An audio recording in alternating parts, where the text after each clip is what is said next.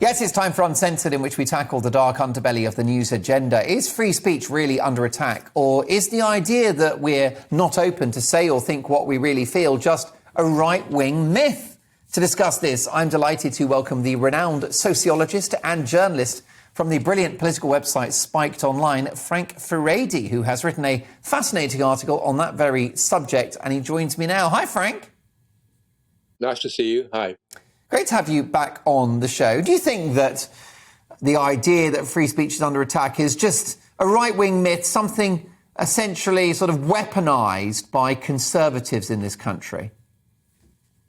Well, I think the people that say that, first of all, don't believe in free speech themselves.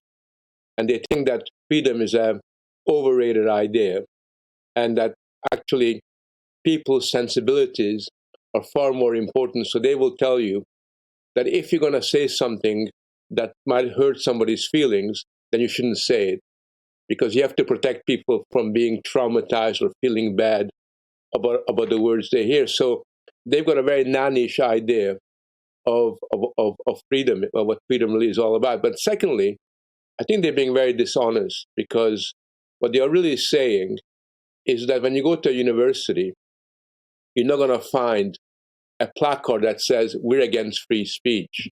You're not going to find people demonstrating I hate freedom and we should get rid of it. Instead, what you have are people saying that I feel uncomfortable, I feel unsafe, I don't want to hear this now.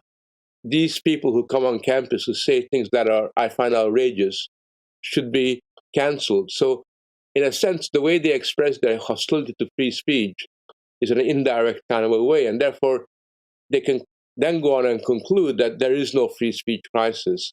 But they will argue instead there's a crisis where people feel uncomfortable, unsafe, they feel traumatized.